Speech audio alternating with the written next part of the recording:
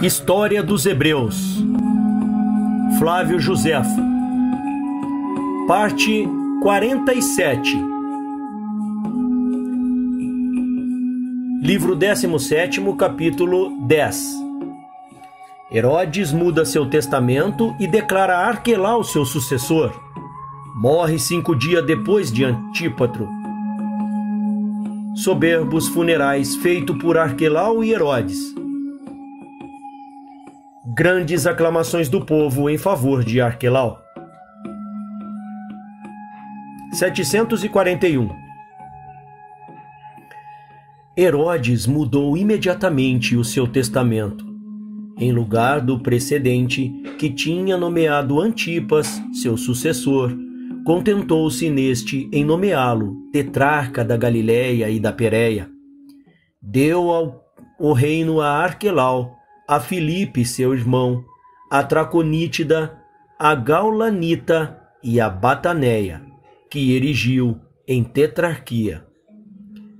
A Salomé, sua irmã, Jaminia, Azoto e Fazaelite, com 50.000 peças de prata.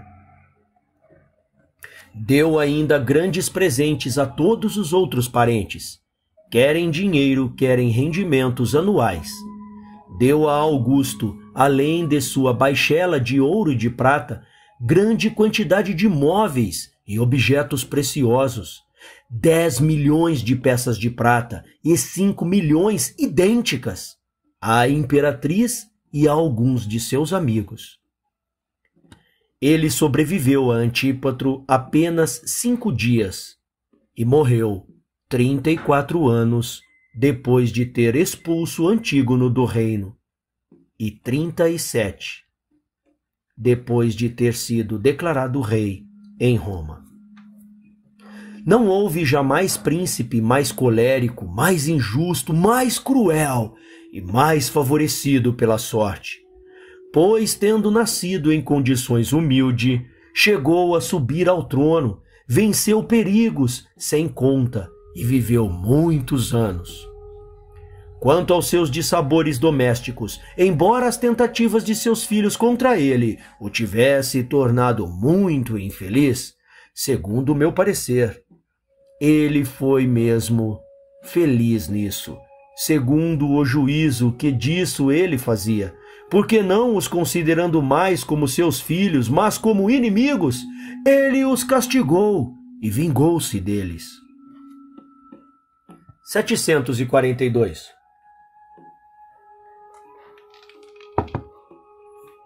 Antes que a notícia de sua morte fosse divulgada, Salomé e Alexas puseram em liberdade todos aqueles judeus ilustres que estavam encerrados no hipódromo e disseram que o faziam por ordem do rei, e nisto merecem os agradecimentos de nossa nação. Quando a morte de Herodes se tornou conhecida, eles fizeram reunir no anfiteatro de Jericó todos os soldados, para entregar-lhes uma carta que o príncipe lhes havia escrito. Ela foi lida publicamente e dizia que lhes agradecia o afeto e a fidelidade que sempre lhe haviam demonstrado, e rogava que continuassem a servir a Arquelau, que ele tinha nomeado seu sucessor no reino. Ptolomeu, a quem ele tinha confiado o seu selo, leu também seu testamento, que dizia expressamente que isso só se poderia fazer depois de Augusto o tivesse confirmado. Ouviu-se então um clamor, enchendo os ares. Viva Arquelau! Viva o rei Arquelau! Os soldados e os chefes prometeram servi-lo com a mesma fidelidade com que tinham servido o rei, seu pai, e desejavam-lhe um longo e feliz reinado. 743. O novo príncipe pensou então em organizar soberbos funerais para o rei, seu pai, e quis mesmo estar presente à cerimônia. O corpo, adornado com as insígnias reais, tinha uma coroa de ouro na cabeça e um cetro na mão. Era levado a uma liteira de ouro, enriquecida com pedras preciosas. os filhos do falecido e seus parentes próximos seguiam a liteira. Todos os soldados marchavam perto, separados por nações. Os trácios, os alemães e os gauleses vinham na frente, os outros seguiam-nos, todos com seus comandantes, armados como para um combate. 500 oficiais domésticos do falecido rei traziam perfumes e encerravam o magnífico cortejo.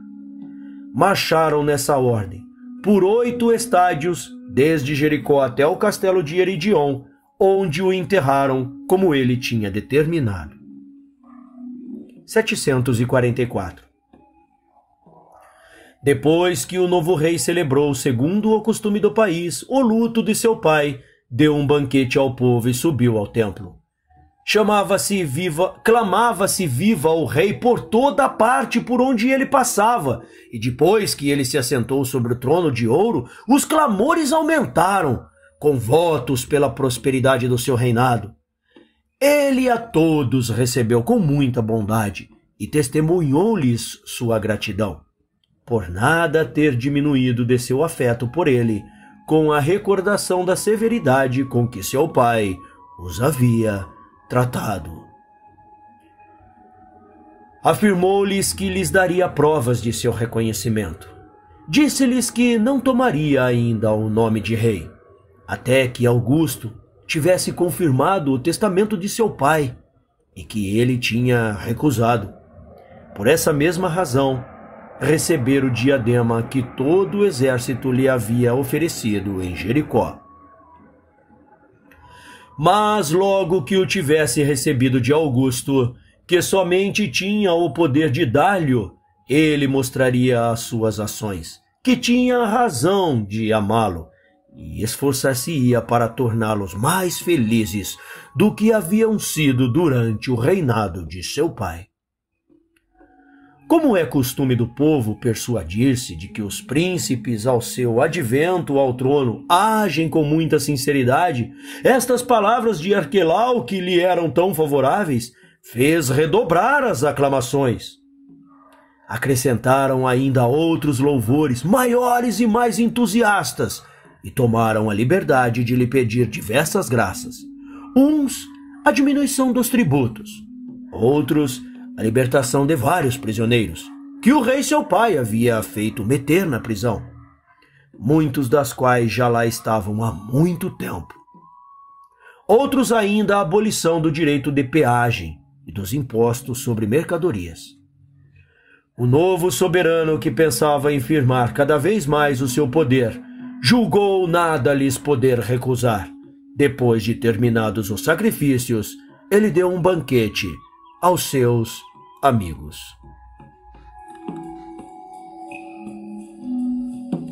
Capítulo 11. Alguns judeus que pediam vingança pela morte de Judas e de Matias, e de outros que Herodes tinha feito queimar por causa daquela águia arrancada do portal do templo, suscitam uma rebelião que obriga Arquelau a mandar matar uns 3.000. Vai depois a Roma para fazer confirmar-se rei por Augusto e Antipas, seu irmão, que também tinha pretensões à coroa. Vai com ele. Esta questão é pleiteada perante Augusto. 745. No entanto, alguns judeus que só queriam perturbação e agitação começaram a se reunir e a deplorar a cruel condenação de Matias e dos outros que tinham sido torturados por causa daquela águia arrancada do portal do templo. O temor que eles tinham de Herodes os mantivera em silêncio, enquanto ele vivera. Mas agora, depois de sua morte, eles se declaravam contra ele, como se os ultrajes que faziam à sua memória pudessem dar um alívio no outro mundo àquele cuja morte lhes era muito sentida. Insistiram com Arquelau que vingasse tão grande injustiça a morte de alguns amigos de Herodes, que, diziam eles, haviam tido parte naquela execução, e privasse do sumo sacerdote àquele ao qual ele havia dado, para honrar esse cargo com um homem virtuoso e digno dele.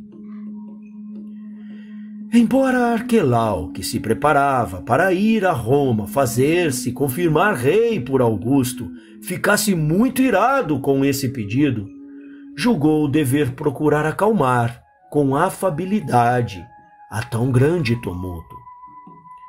Mandou o principal oficial de suas tropas dizer aos sediciosos que eles não se deviam deixar levar a tal desejo de vingança, mas considerar que aquele castigo de que se queixavam tinha sido aplicado segundo as leis, que seu pedido feria sua autoridade, que o tempo não era próprio para semelhantes queixas, que eles deviam pensar em conservar a união e a paz, até que Augusto o tivesse confirmado na posse do reino e ele tivesse voltado de Roma.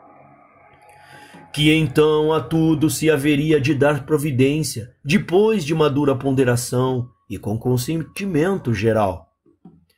Mas que no momento deviam ficar em paz e tranquilos, sem se tornarem culpados do crime de uma revolta.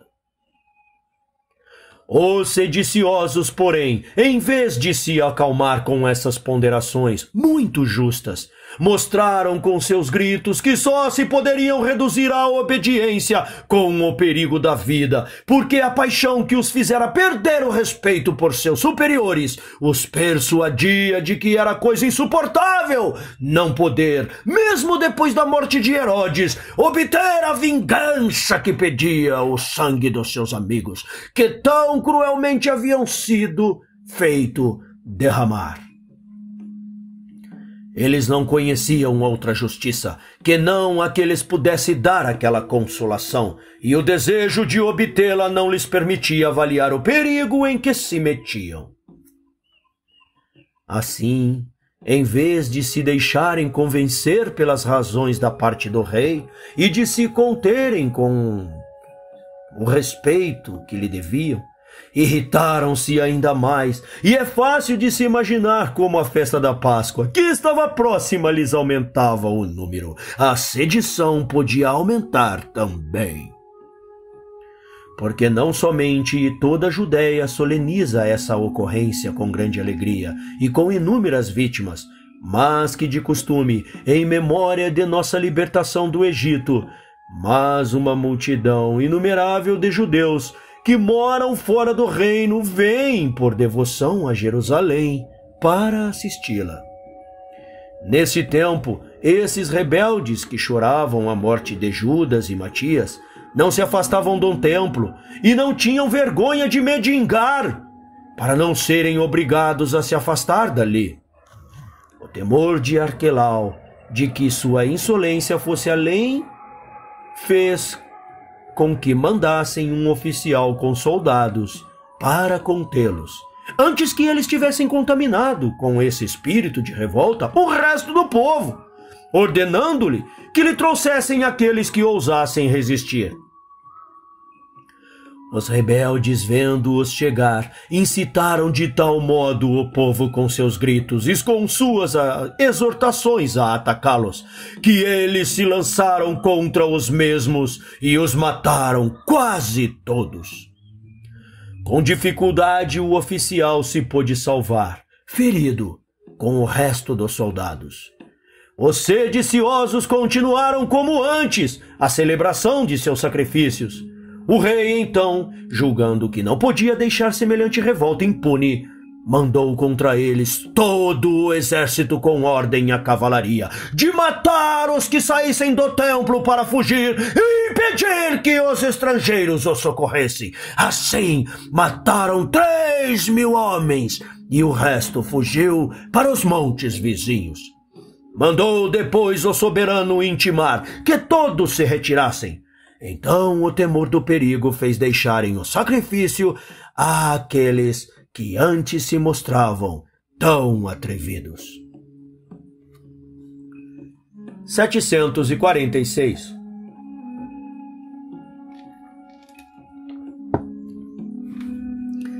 Depois que Arquelau reprimiu essa revolta, como dissemos, deixou sua casa e o reino aos cuidados de Filipe, seu irmão, e partiu para Roma.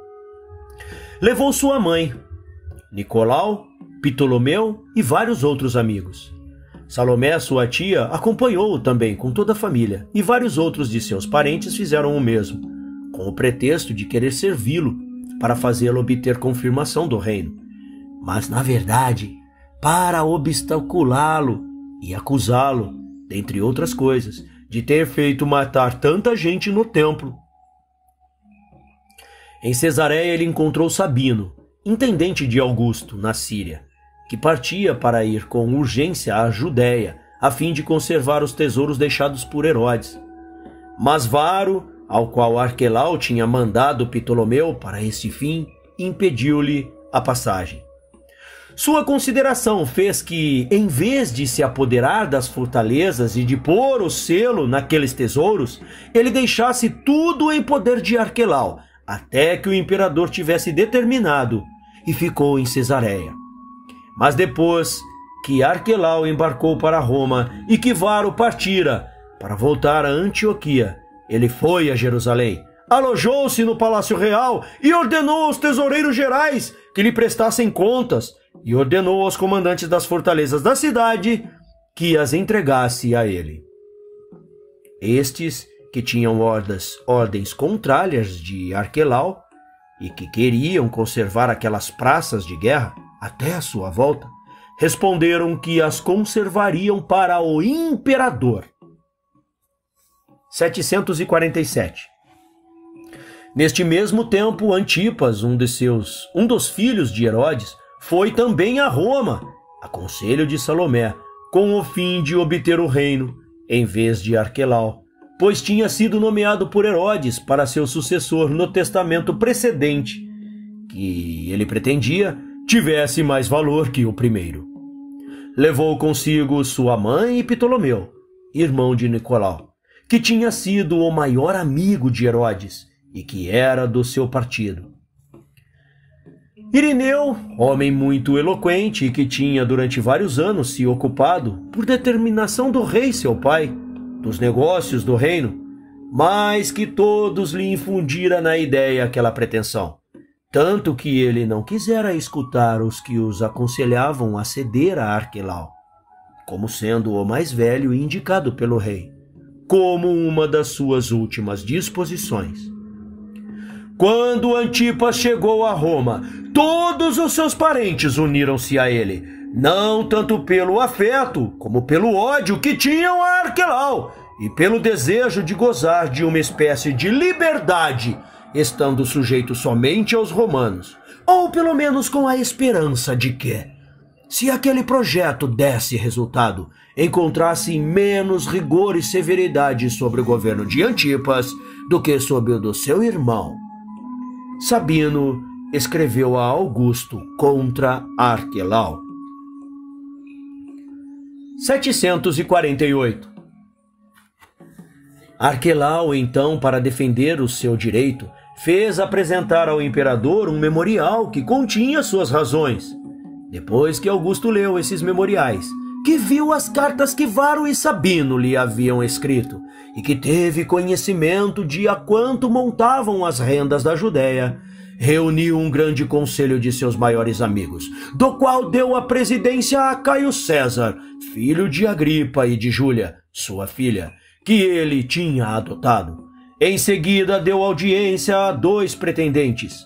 Antípatro, filho de Salomé, que era muito eloquente e inimigo mortal de Arquelau, começou primeiro e disse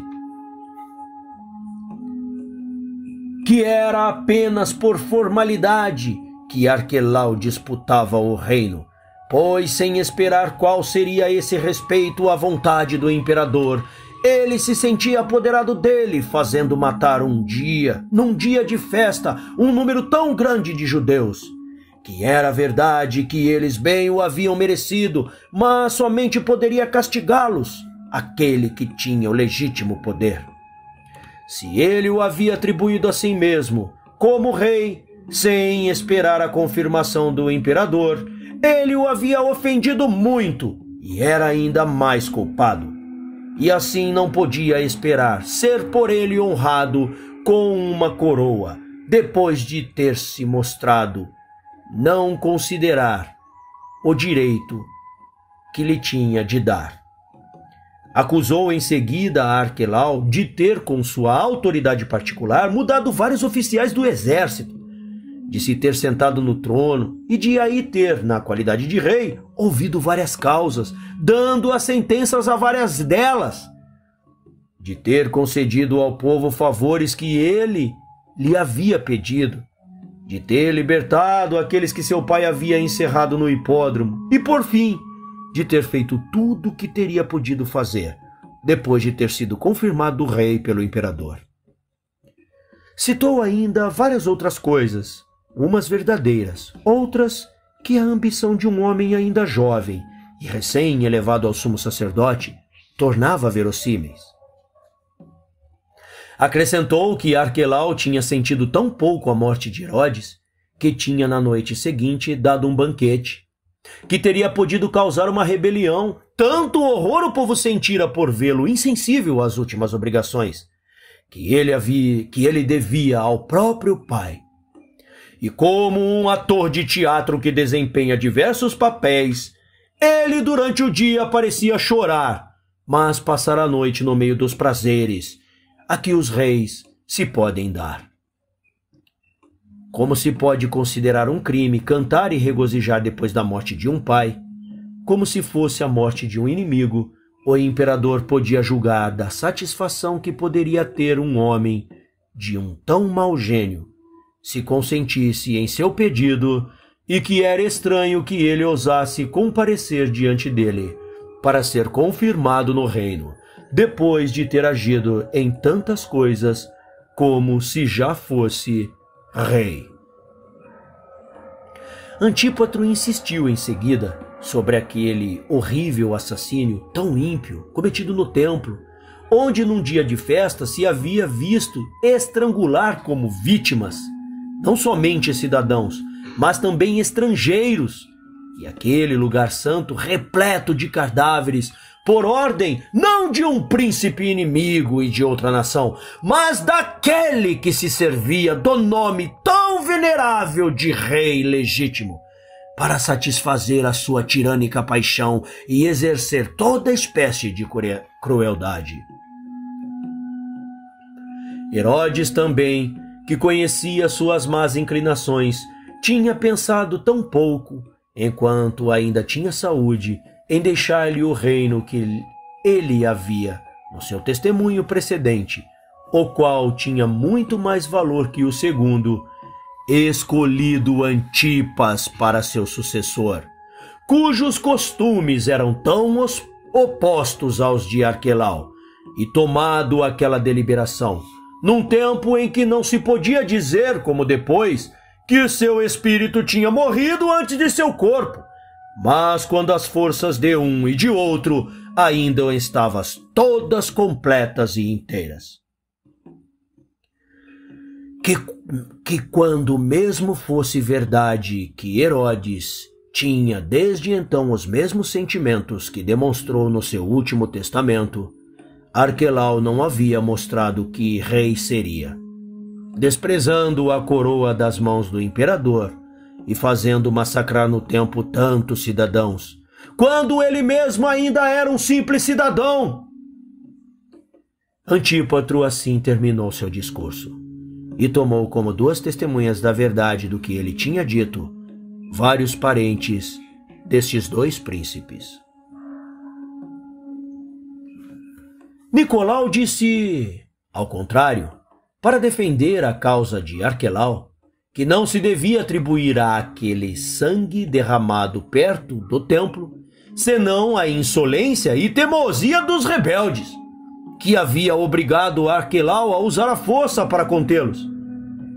Que ainda que parecesse que se revoltaram somente contra ele, era claro que o faziam também contra o imperador, pois sem temer violar o direito das gentes, nem ter por Deus respeito algum na solenidade tão grandiosa da festa, tinham matado os que Arquelau havia mandado para apaziguar o tumulto, e que Antípatro devia ter vergonha de se ter deixado levar de tal modo por sua paixão contra Arquelau, atrevendo-se a desculpar àqueles rebeldes, em vez de reconhecer que os únicos culpados haviam sido os que foram mortos, pois por primeiro haviam atacado os outros e os haviam obrigado a servir de armas contra eles, quando as tinham consigo apenas para a própria defesa.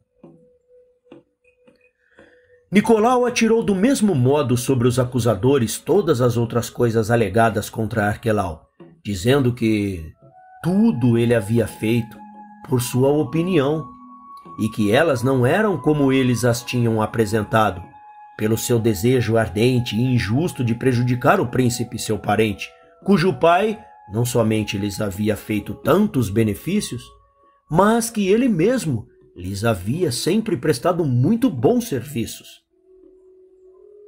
Com relação ao testamento de Herodes, disse que ele tinha a mente muito sã e muito livre quando o fizera, que as últimas são as que se devem merecer toda a atenção, e que o seu devia ser tanto mais válido, pois dele tinha feito o imperador senhor absoluto, deixando a ele que resolvesse como melhor lhe aprouvesse.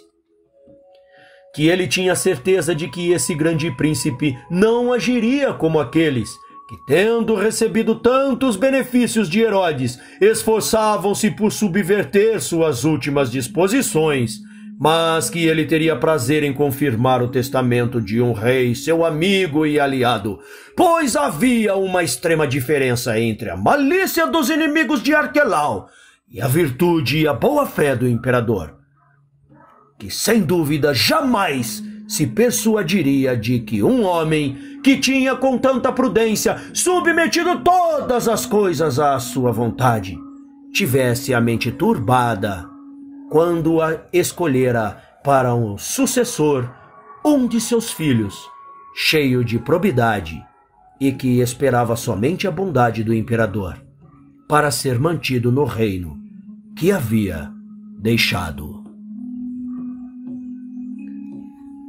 Quando Nicolau terminou este discurso, Arquelau lançou-se de joelhos diante de Augusto. Ele o ergueu com grande afabilidade e lhe disse que julgava digno de reinar e que estava disposto a nada fazer que lhe fosse prejudicial, e conforme ao testamento de seu pai.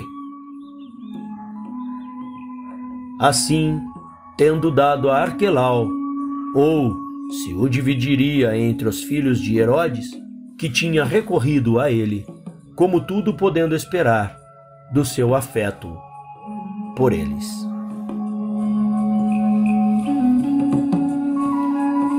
Capítulo 12. Grande revolta na Judéia.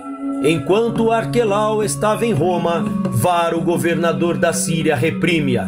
Filipe, irmão de Arquelau, vai também a Roma, na esperança de obter uma parte do reino. Os judeus mandam embaixadores a Augusto para pedir-lhe que os dispense de obedecer aos reis e que os reúna à Síria. Falam-lhe contra Arquelau e contra a memória de Herodes. 749. Antes de Augusto dar por terminado este assunto, Maltassé, mãe de Arquelau, caiu doente e morreu.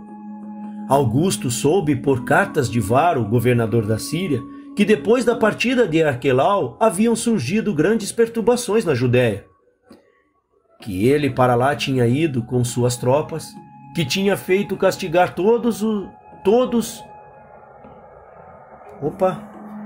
que tinha feito castigar todos seus autores, e depois de ter dominado quase totalmente a sedição, tinha voltado a Antioquia. Essas cartas acrescentaram que ele tinha deixado uma legião em Jerusalém para impedir que ainda se pudessem revoltar.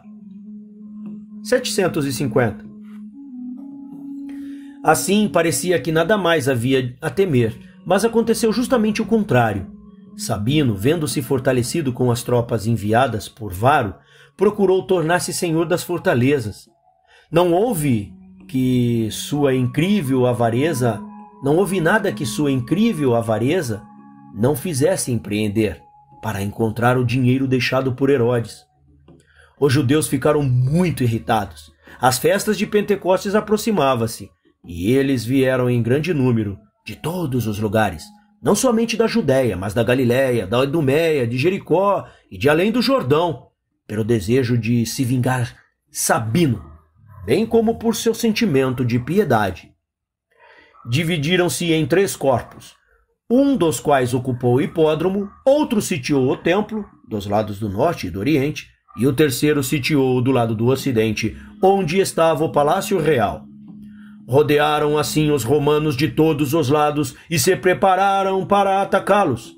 Sabino, atônito por vê-los tão animados e resolvidos a morrer ou a executar o seu empreendimento, escreveu a Varo, pedindo-lhe que viesse com urgência para socorrer a legião que ele havia deixado, que de outro modo corria risco de ser inteiramente dizimada.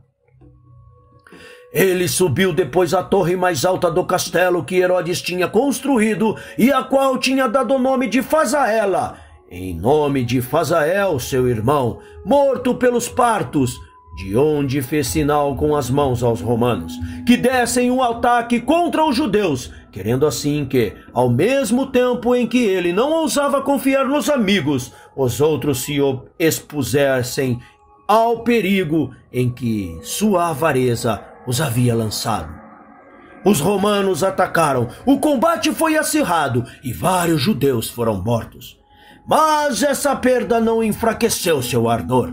Uma parte subiu sobre os pórticos da última muralha do templo, de onde lançaram uma grande quantidade de pedras sobre os romanos, uns com as mãos, outros com fundas. Outros atiraram também contra eles uma chuva de flechas e dardos. Os que os romanos lhe lançavam debaixo não chegavam a atingi-lo. O combate durou assim por muito tempo. Por fim, os romanos, não podendo mais tolerar seus inimigos tivessem tal vantagem sobre eles, puseram fogo ao pórtico, sem que eles o percebessem, e lançaram-lhe ainda grande quantidade de madeira. As chamas logo subiram, até o telhado, e como lá havia grande quantidade de piche e de cera, com que se havia fixado os ornamentos e as douraduras, ele incendiou-se facilmente. Aquelas soberbas cornijas ficaram logo reduzidas a cinzas, e os que estavam em cima, surpreendidos pelo fogo, pereceram todos. Uns caíram de cima do teto, outros foram mortos pelos dardos que os romanos lhes lançavam. Alguns, assustados pelos perigos e levados pelo desespero, mataram-se ou precipitaram-se na chama. E os que para se salvar queriam descer por onde haviam subido, caíram nas mãos dos romanos, que os mataram com grande felicidade, porque não estando armados, sua coragem, por maior que fosse, tornava-lhe a resistência de todo inútil.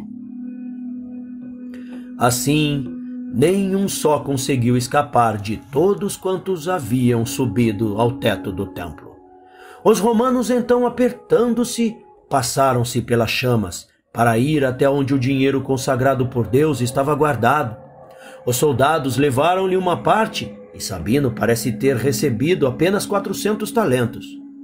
Esse roubo do tesouro sagrado e a morte de vários dos mais ilustres judeus que pereceram daquele combate deixaram os outros muito aflitos, mas não os fizeram perder a coragem.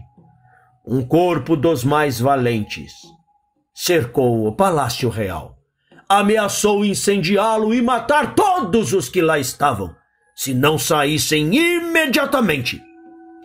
Prometeu-lhes, se retirassem, não lhes fazeriam mal algum, nem a Sabino, nem aos que estavam com ele, entre os quais a maior parte dos gentis homens da corte, e Rufo e Grato, que comandavam 3.000 homens, dos mais valorosos soldados dos exércitos de Herodes, cuja cavalaria obedecia a Rufo, que tinha também abraçado e fortificado de muito o partido dos romanos. Os judeus, prosseguindo sua empresa com grande ardor, solaparam os muros e exortaram ao mesmo tempo os romanos a não se expor mais em seu intento de recobrar a liberdade. Sabino ter-se-ia retirado de boa vontade com os soldados que tinha consigo, mas o mal que ele tinha feito aos judeus impedia-lhe de confiar em sua palavra. Condições tão vantajosas eram-lhe suspeitas, e ele esperava o socorro de Varo. 751. Estando as coisas neste pé, em Jerusalém, houve ainda diversos movimentos de agitação, em vários outros lugares da Judéia. Uns a isso eram levados pela esperança do lucro, outros pelo desejo de vingança. 2.000 dos melhores homens que Herodes tivera e que foram licenciados reuniram-se e foram atacar as tropas do rei, comandadas por Aquiabe, sobrinho de Herodes. Mas como eram todos velhos soldados e muitos experimentados, Aquiabe não ousou enfrentá-los no campo e retirou-se com os seus a 2 lugares fortes e de difícil acesso. Por outro lado, Judas, filho de Ezequias, chefe dos ladrões que Herodes outrora tinha trucidado com grande dificuldade, reuniu perto da cidade de Séforis, na Galiléia, um numeroso grupo de homens e entrou nas terras do rei, apoderou-se do arsenal, armou os seus, apanhou todo o dinheiro desse príncipe, que encontrou nos lugares vizinhos, saqueou tudo que encontrou, tornou-se temível a todo o país. Sua audácia o levava mesmo a aspirar a coroa, não que ele julgasse ter as qualidades que o poderiam levar ao supremo cargo de honra, mas porque a licença de fazer o mal dava-lhe a liberdade de tudo empreender. Um certo Simão, de que Herodes outrora tinha usado para assuntos importantes e cuja força, tamanho e boa aparência faziam sobressair sobre os outros, teve a coragem de pôr a coroa na própria cabeça. Não somente um grande número de gente o seguiu, mas a loucura do povo levou-o a saudá-lo como rei, e ele tinha tão boa opinião de si mesmo que se persuadiu de que nenhum outro melhor do que ele merecia mesmo sê-lo. A primeira coisa que fez foi pôr fogo no palácio real de Jericó. Queimou depois vários outros, cujas riquezas deu aos seus, e estava para empreender coisas importantes quando apareceram os obstáculos. Grato, que comandava as tropas do rei e que, como vimos, se havia juntado aos romanos, veio contra ele e depois de um grande combate, onde os de Simão mostraram muito mais coragem do que ordem e ciência na guerra, foram derrotados e ele mesmo foi aprisionado num lugar estreito, por onde pensava poder se salvar. E Grato fez cortar-lhe a cabeça. Um grupo de outros homens, semelhante a este, que tinha seguido a Simão, queimou também neste mesmo tempo o palácio real de Amata, situado nas margens do Jordão.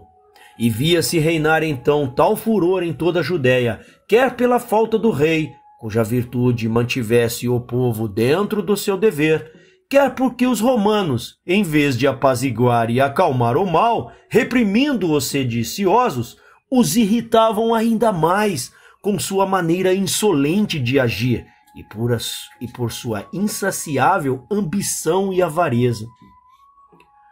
Um certo Atronjo, cuja origem era tão baixa que ele tinha sido antes um simples pastor e tinha por um único mérito ser muito forte e muito grande de corpo, chegou ao cúmulo do atrevimento de querer também fazer-se rei e comprar com o preço da própria vida o poder de fazer mal a todos.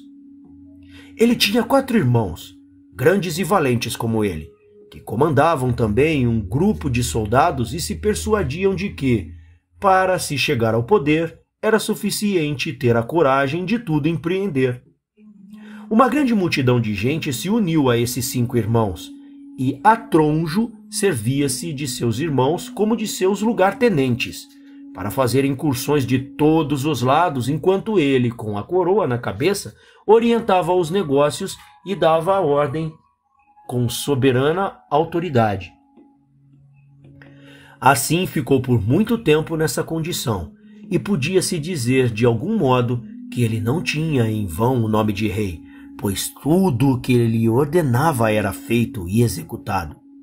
Seus maiores esforços foram contra os romanos e contra as tropas do rei, que igualmente ele odiava, uns por causa dos males que faziam, outros por causa do que haviam feito sobre o reinado de Herodes. Matou a muitos e fazia-lhes dia a dia uma guerra mais cruel, quer pela esperança de enriquecer, quer porque as vantagens que obtinha sobre eles inflamava-lhe a coragem. Um grupo de romanos que levavam trigos e armas ao campo, tendo caído numa emboscada que ele lhes armara perto de Emaús, aquele que os comandava e 40 dos mais valentes foram mortos a flechadas, e o resto julgava-se perdido, quando Grato sobreveio com tropas do rei e o salvou. Mas os mortos ficaram em poder dos revoltosos.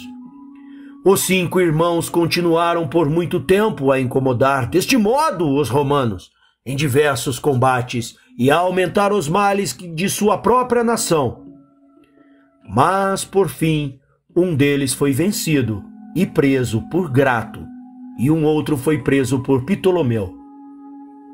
Atronjo caiu também, depois em poder de Arquelau, e algum tempo depois, o último de todos, assustado com a desgraça de seus irmãos, não tendo mais esperança de salvação, porque o cansaço e as doenças tinham arruinado seus soldados, entregou-se sob a palavra ao tio de Arquelau. Então estranha confusão que enchia a Judéia de latrocínio, apenas alguém podia juntar um grupo de sediciosos. Tomava logo o nome de rei. O país estava estraçalhado e a menor parte do mal caiu sobre os romanos, porque os judeus, em vez de se reunir para juntos voltarem contra eles, suas armas dividiam-se entre esses sediciosos e matavam-se uns aos outros. 752. Varo apenas soube pelas cartas de Sabino o que se passava e o perigo que corria a legião sitiada em Jerusalém. Tomou as outras que estavam na Síria, com 4 companhias de cavalaria e tropas auxiliares que ele tirou dos reis e tetrarcas, para ir urgentemente em socorro dos seus, e marcou o encontro de todas as suas tropas em Ptolemaida. Os de Berita aumentaram-nas com 1.500 homens quando passaram pela sua cidade. Aretas, rei de Petra, que pelo ódio que tinha a Herodes tinha feito aliança com os romanos, mandou-lhe também um corpo considerável de cavalaria e de infantaria. Depois que Varo reuniu assim em Ptolemaida todo o seu exército, deu uma parte dele ao seu filho, ajudado por um de seus amigos, com ordem de entrar na Galiléia, que está perto de Ptolemaida. Ele cumpriu essa ordem, pôs em fuga todos os que quiseram oferecer resistência, tomou a cidade de Séforis, vendeu um leilão todos os seus habitantes, incendiou-a e reduziu-a a cinzas. Varo, por outro lado, marchou com a pessoa para Samaria. Varo, por outro lado, marchou em pessoa para Samaria com o resto do exército, sem nada empreender contra aquela cidade, porque ela não tomara parte na revolta, e acampou numa aldeia chamada Aro, que pertencia a Ptolomeu. Os árabes incendiaram-na, porque seu ódio por Herodes era tão grande que se estendia até aos seus amigos. O exército avançou depois que Safo O exército avançou depois para Safo e, embora a praça fosse forte, os árabes a tomaram, saquearam-na e a incendiaram como as outras. Não perdoaram nada do que encontraram no seu caminho e passaram tudo a ferro e fogo.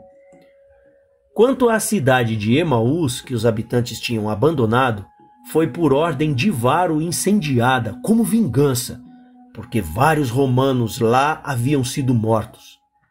Logo que os judeus que cercavam a legião romana souberam que Varo se aproximava com seu exército, levantaram o cerco e então os sitiados, os maiorais da cidade e José, neto do rei Herodes, compareceram à sua presença. Mas Sabino retirou-se secretamente para o mar. Varo repreendeu severamente os habitantes de Jerusalém e eles desculparam-se, protestando de que nenhum modo havia participado do empreendimento, mas que tudo fora feito pelo povo que tinha vindo de tropas de todas as partes para a solenidade da festa. E muito ao contrário, em vez de terem eles sitiados os romanos, eles mesmos haviam sido cercados por esse grande número de estrangeiros. Varo mandou em seguida uma parte de seu exército para uma cuidadosa indagação em todo o reino, procurando os autores da revolta.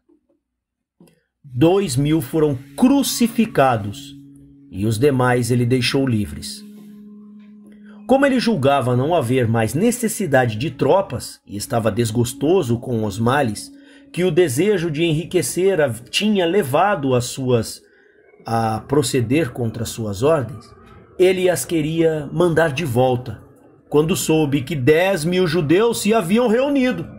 Marchou rapidamente para dar-lhes combate, mas eles não ousaram esperar e se entregaram a Aquiabe. Varo contentou-se de mandar os chefes a Augusto, que perdoou a maior parte deles, e mandou castigar somente alguns dos parentes de Herodes, que ele julgou merecer, porque nem a consideração do sangue, nem da justiça não os havia podido manter no cumprimento do dever.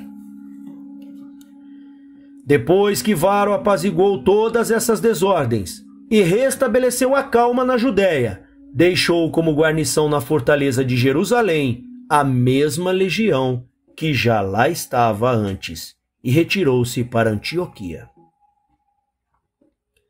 753. Enquanto as coisas deste modo se passavam na Judéia, Arquelau encontrou um novo obstáculo às suas pretensões, pelo motivo que passo a dizer. 50 embaixadores dos judeus vieram com permissão de Varo procurar Augusto, para pedir-lhe que lhes permitisse viver segundo suas leis. E mais de 8.000 judeus que moravam em Roma uniram-se a eles nessa petição. O imperador, para esse fim, reuniu uma grande assembleia de seus amigos, dos mais ilustres romanos do templo de Apolo, que tinha feito construir com ingentes despesas. Esses embaixadores, seguidos pelos outros judeus, lá se apresentaram, e Arquelau também compareceu com seus amigos. Mas seus parentes não sabiam que partido tomar, porque de um lado eles se odiavam, e por outro tinham vergonha de parecer favorecer, na presença do imperador, os inimigos de um príncipe de seu sangue. Filipe, irmão de Arquelau, que Varo muito estimava, veio também da Síria a seu conselho, com o pretexto de ajudar seu irmão, mas na verdade com a esperança de que, se esses embaixadores obtivessem o que desejavam e o reino fosse dividido entre os filhos de Herodes, ele lhe pudesse também obter uma parte.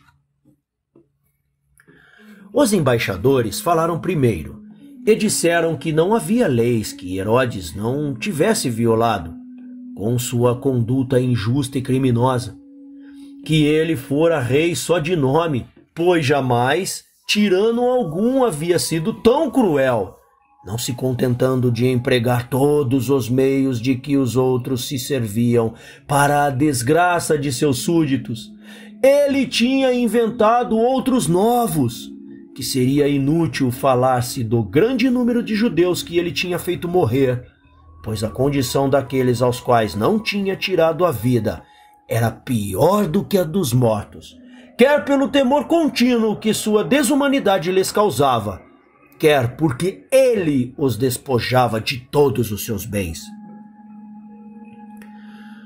que ele tinha construído e embelezado as cidades fora de seu território apenas para arruinar as do seu reino, com horríveis impostos e exações. Que tendo encontrado a Judéia florescente e na abundância, ele a havia reduzido à sua miséria anterior. Que ele tinha feito morrer sem motivo várias pessoas de posição, a fim de se apoderar de seus bens, e que os havia arrebatado também àqueles aos quais não tinha tirado a vida. Que além de todos os impostos comuns, de que ninguém estava isento, era-se ainda obrigado a dar grandes somas para satisfazer a ambição de seus amigos e de seus cortesãos, e para se livrar das injustas vexações de seus oficiais. Que eles não falavam das moças que ele havia violado e das mulheres de condição às quais ele havia feito o mesmo ultraje, porque o único alívio que elas poderiam ter em sua extrema dor era que tudo cairia logo no esquecimento. Que, enfim, se fora possível que um animal feroz, como ele, tivesse o governo de um reino, não haveria quem tratasse os homens com mais crueldade do que esse príncipe os havia tratado, pois não se via em história alguma algo comparável aos males que ele lhes havia causado. E assim, na suposição que faziam de que aquele que o substituísse não usasse de um proceder diferente, não faria dificuldade em reconhecer a Arquelau como rei, que tinham em consideração a ele honrado a memória de seu pai com um luto público, e que não havia serviços que não estivesse dispostos a lhe prestar para ganhar-lhe a afeição.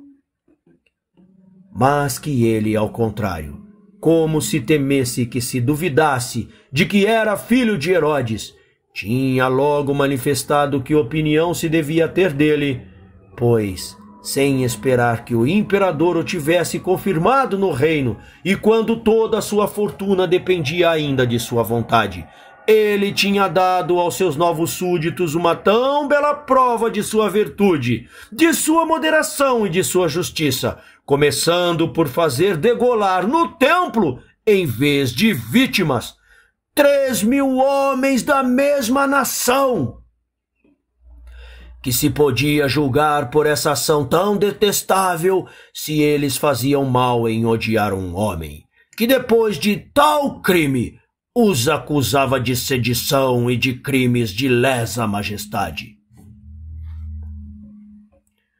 Os embaixadores terminaram suplicando a Augusto que mudassem a forma de seu governo, não o sujeitando mais às reis, mas anexando-os à Assíria, para dependerem somente daqueles aos quais ele desse o governo, e que então veriam se eles eram mesmo sediciosos, e se não saberiam obedecer aos que tinham o legítimo poder de governar.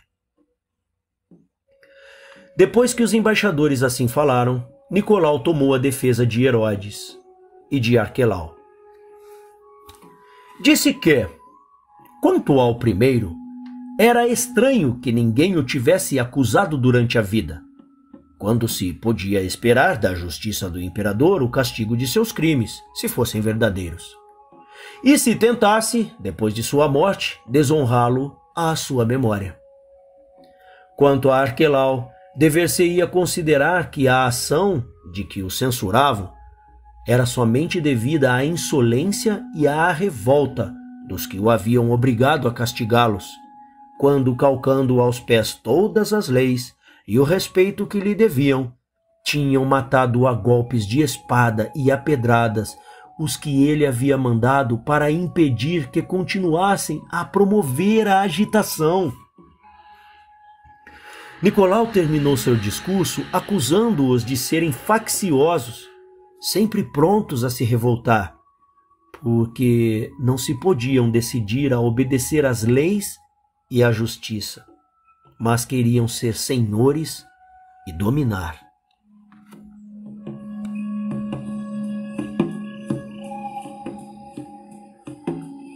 Capítulo 13. Augusto confirma o testamento de Herodes e entrega aos seus filhos o que ele lhes havia legado.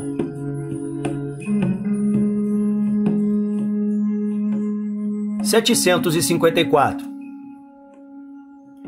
Depois desta audiência de Augusto, dissolveu-se a Assembleia, e alguns dias depois ele concedeu a Arquelau não o reino da Judéia inteiro, mas a metade, com o título de etnarquia, e prometeu fazê-lo rei, quando disso se tivesse tornado digno pela sua virtude. Dividiu a outra metade entre Filipe e Antipas, filhos também de Herodes, que disputavam o trono a Arquelau. Antipas recebeu a Galiléia, uma região que está além do rio, cuja renda era de mais ou menos 200 talentos. Filipe recebeu a Bataneia, a Traconítida e a Auranita, como uma parte do que tinham pertencido a Zenódoro, cuja renda chegara a 100 talentos. Arquelau recebeu a Judéia, a Idumeia e a Samaria, a qual Augusto perdoou a quarta parte dos impostos que antes ela pagava, porque tinha se conservado pacífica, quando as outras se haviam revoltado.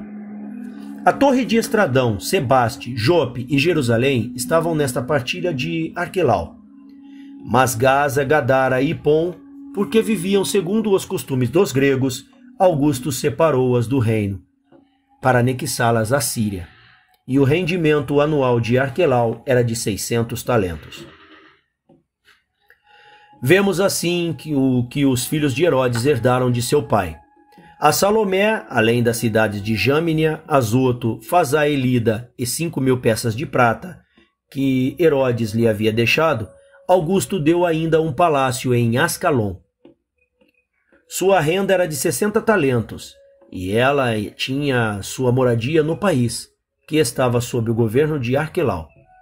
O imperador confirmou também aos outros parentes de Herodes os legados feitos por seu testamento.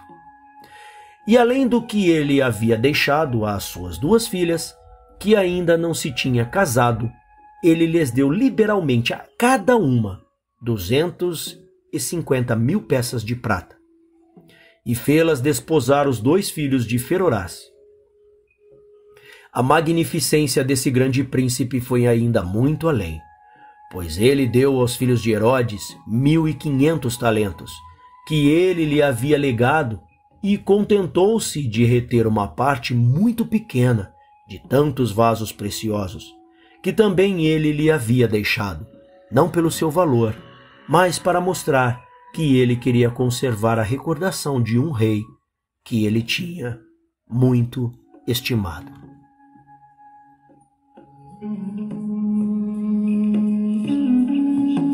Capítulo 14. Sobre um impostor que se dizia ser Alexandre, filho de Herodes. Augusto descobre a fraude e o manda para a prisão. 755. Nesse mesmo tempo, quando Augusto terminava a distribuição dos bens deixados por Herodes em seu testamento, um judeu, educado em Sidom, em casa de um liberto de um cidadão romano, tentou apoderar-se do trono pela semelhança que tinha com Alexandre, que o rei Herodes, seu pai, tinha feito morrer. Essa semelhança era tanta que aqueles que haviam reconhecido o jovem príncipe estavam persuadidos de que era ele mesmo. Para poder enganar, ele serviu-se de um homem de sua tribo, que tinha um conhecimento particular de tudo o que se havia passado na família real, e que, não sendo menos astuto do que mau, era muito capaz de suscitar aquela perturbação. Assim, ajudado por ele, apresentou-se como Alexandre, que um daqueles aos quais Herodes havia encarregado de matar, bem como a Aristóbulo, seu irmão, os tinha salvo e havia posto outros em seu lugar. Este homem, ensoberbecido pelas esperanças com que se iludia, tentou enganar aos outros, como enganava a si mesmo. Foi a Creta, persuadiu ali todos os judeus com os quais falou, tirou-lhes dinheiro e depois passou à ilha de Meios, onde, acreditando que ela era sangue real, que ele era sangue real, deram-lhe ainda muita atenção. Ele imaginou então, mais do que nunca, que poderia conseguir o seu desejo. Prometeu recompensar os que o ajudassem. E, acompanhado por eles, determinou ir a Roma. Quando pôs o pé em terras, em Puteolos, todos os judeus que lá viviam, e particularmente os que Herodes havia beneficiado, apressaram-se em ir visitá-lo e consideraram como seu rei, de que não havia motivo de se admirar, pois os homens facilmente acreditavam nas coisas que lhes são agradáveis, e era difícil não ser enganado por tão perfeita semelhança. Mesmo os que tinham vivido familiarmente com Alexandre, duvidavam muito pouco de que não fosse ele mesmo, e não temiam afirmá-lo com juramento. Quando esta notícia se divulgou por Roma, todos os judeus que moravam lá, em grande número, foram dar graças a Deus pela felicidade inesperada ante esse impostor, e suas aclamações, misturadas com os votos que faziam pela sua prosperidade, demonstravam qual o seu respeito pela grandeza de sua origem, da parte da rainha Mariana, de quem julgavam que ele era filho. Encontraram-no numa liteira, com um soberbo séquito, porque os judeus, nos lugares por onde ele passava, nada poupavam para suas despesas.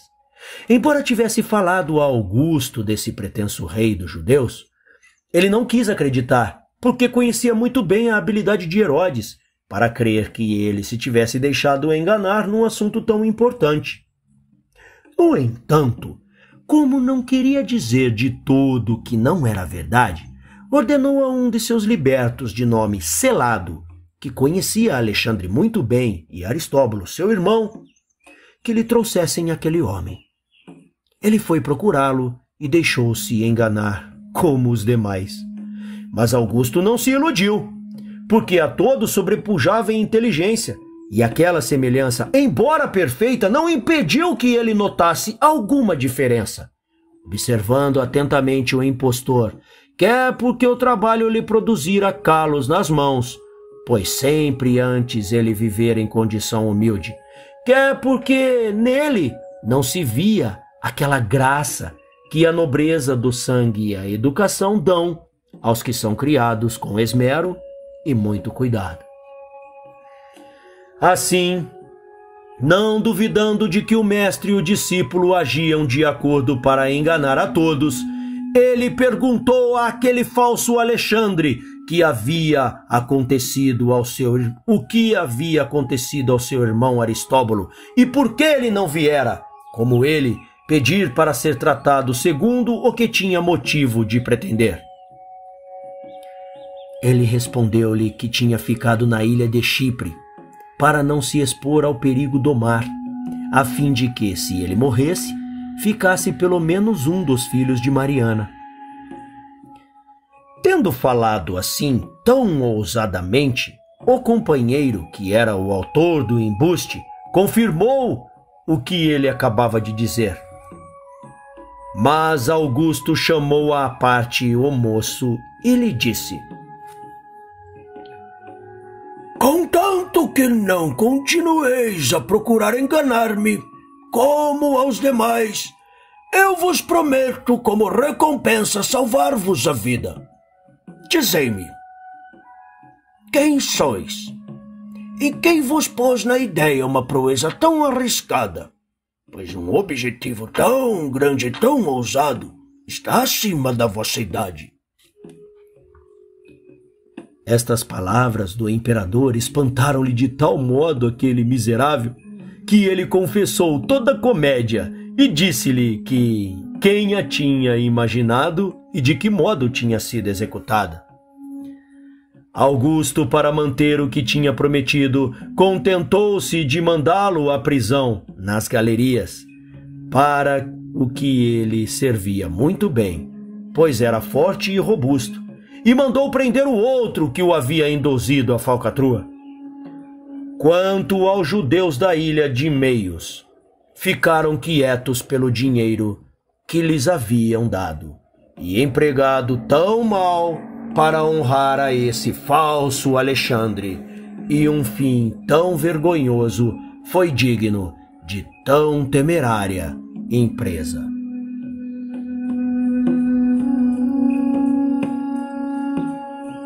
Capítulo 15. Último capítulo da leitura de hoje. Arquelau desposa Glafira, viúva de Alexandre seu irmão.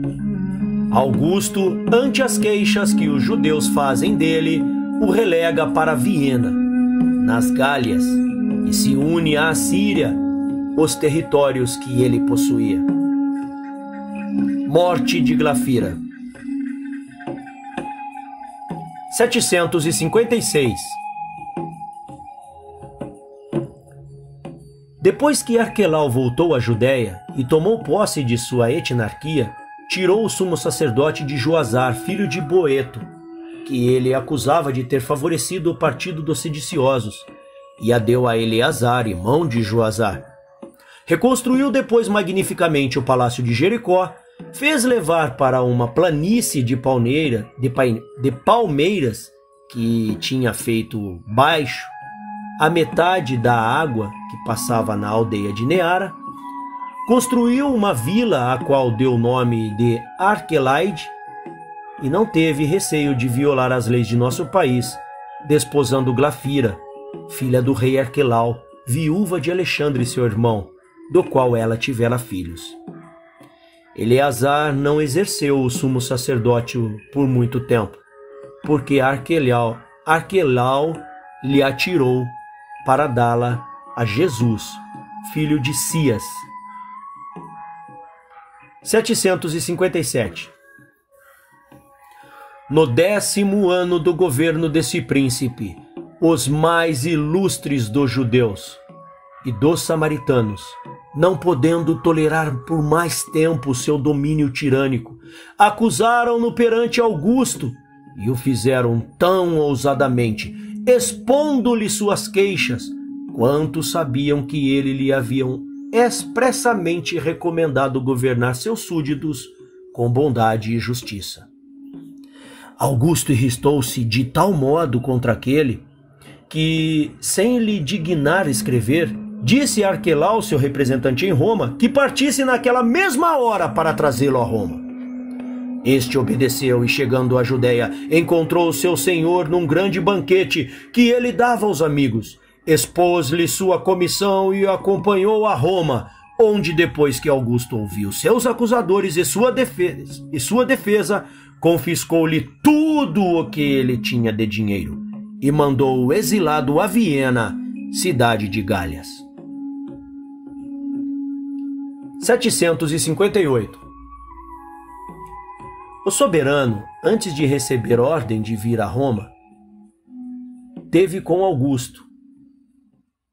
Tiveram um sonho que ele contara aos amigos.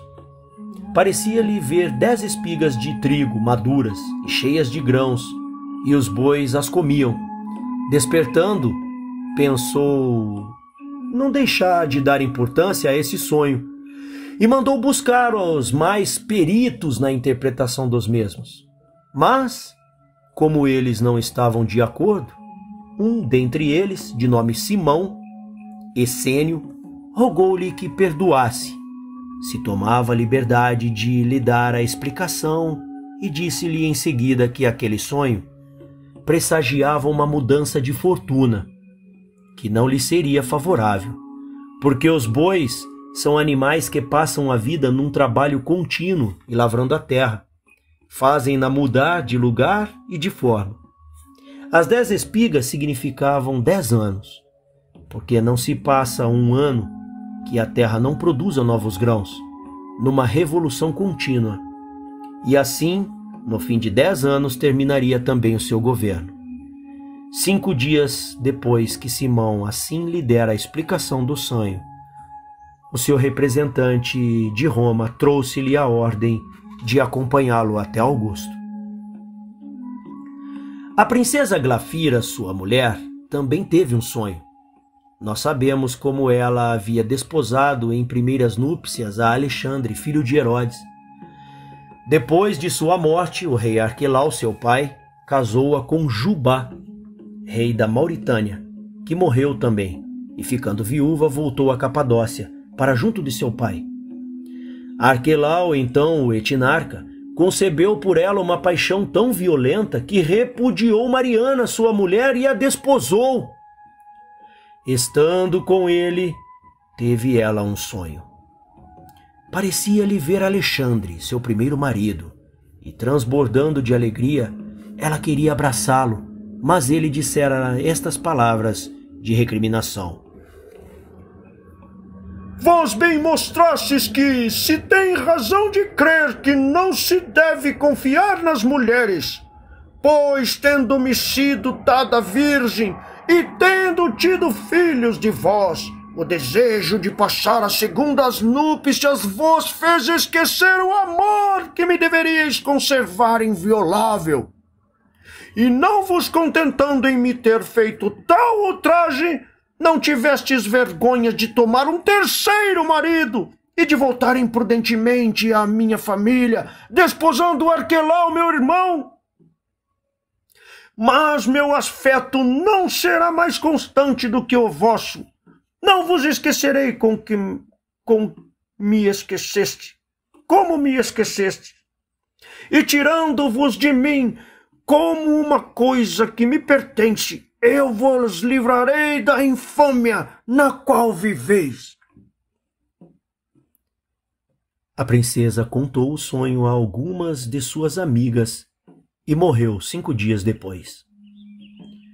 Julguei que não era fora de propósito narrar isto a respeito de reis e grandes, porque pode servir não somente de exemplo, mas como prova da imortalidade da alma e da divina providência. E se alguém achar que estas coisas são inacreditáveis, pode conservar a sua opinião, sem se admirar de que outras a ela prestem fé. E se lhes fizerem impressão, sirvam para incitá-los à virtude. Quanto aos territórios que Arquelau possuía, Augusto anexou-os à Síria e deu a Cirênio, que fora cônsul, a incumbência de fazer o inventário e vender o palácio de Arquelau.